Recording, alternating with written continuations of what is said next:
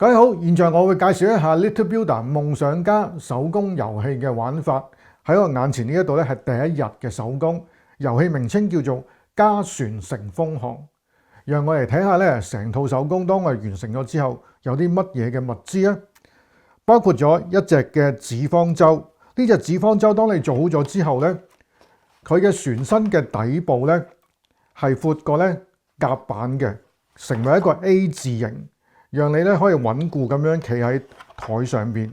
另外可以左右嘅搖擺啦。除此之外，另外咧有5隻嘅人形棋子，呢啲咧叫做米寶，係有一共5隻唔同嘅顏色。一個咧紙公仔，同埋21張嘅遊戲卡。除咗呢5粒人形米寶之外咧，由於整個遊戲只係得呢5粒咧係唔夠用嘅。所以你需要額外咧預備一啲嘅物資。嗱，喺我呢一度咧有一啲嘅拼裝積木果粒，咁呢一啲咧都係你需要自行額外去到預備嘅。另外咧，本身喺個手工材料嘅側邊咧，即係嗰個紙框上面咧都有一啲嘅小動物，咁你係可以額外剪咗出嚟啦，自行用呢啲嘅積木咧去製成一個咧可以企得穩嘅動物都得嘅，咁你需要預備呢一啲嘅材料。除此之外咧，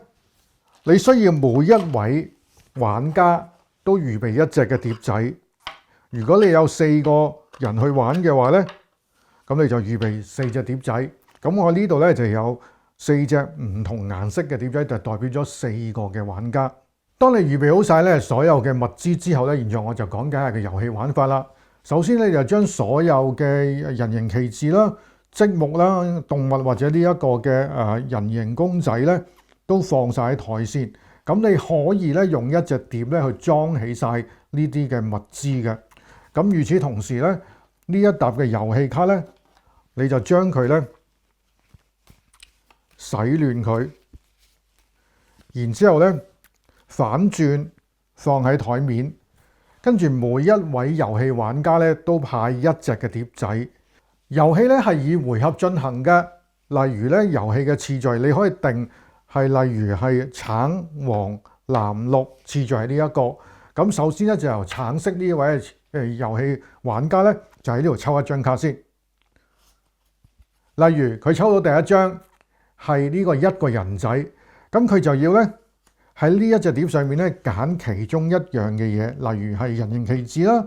拼裝積木啦、動物啦或者呢個紙人啦，將佢拎揀一樣，然之後咧就放喺呢一隻紙方舟嘅甲板上面，任何嘅地方係啦。咁跟住咧呢一隻船咧係會搖下搖下嘅，跟住咧橙色之後就到黃色，黃色抽到2個人仔。咁佢就要喺呢一隻紙碟、呢一隻碟上面咧揀2樣嘢，例如咧佢揀一個拼裝積木，再加一隻嘅動物，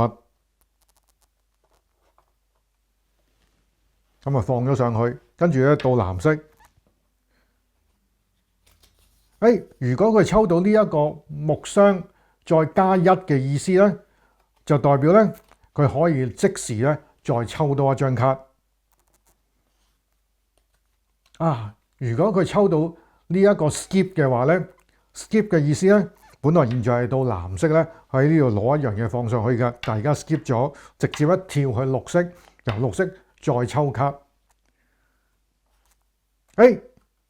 如果咧佢抽到呢一張 reverse 嘅話咧，本來咧我哋嗰個嘅次序咧係橙、黃、藍、綠順時針咁樣去進行嘅，抽到 reverse 咧就調翻轉綠、藍、黃、橙逆時針咁樣去繼續啦。咁換言之咧，當綠色抽到 reverse 之後，下一個咧就到翻藍色啦。咁藍色咧再抽，咁今次藍色咧抽到1個嘅人仔，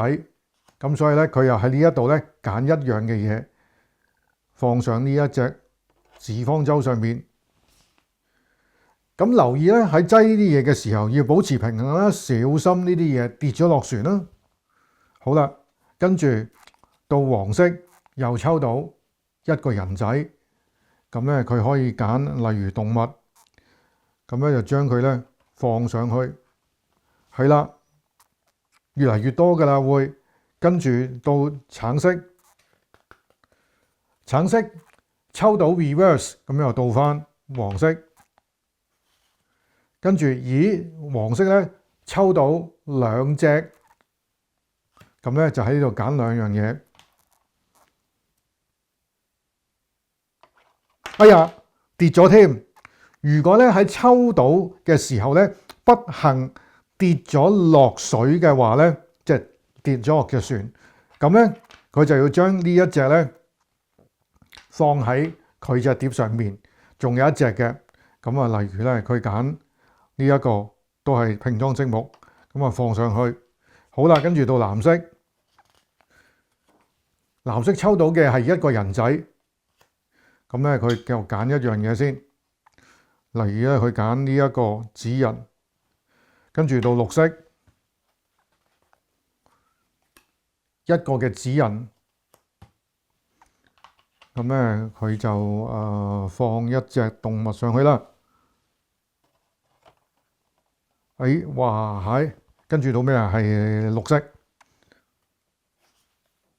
reverse 又到翻藍色，一個好，再放動物。好啦，咁啊放喺呢度啦。哎呀，跌咗兩樣添，咁咧佢就要咧將呢兩粒咧都放喺佢隻碟上面啦。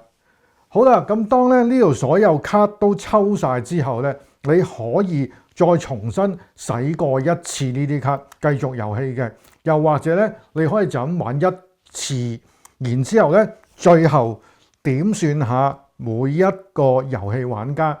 喺佢嘅碟上面邊一個咧係最少呢啲嘅棋子啦，又或者呢啲係積木啦，最少嗰個咧就係勝出啦。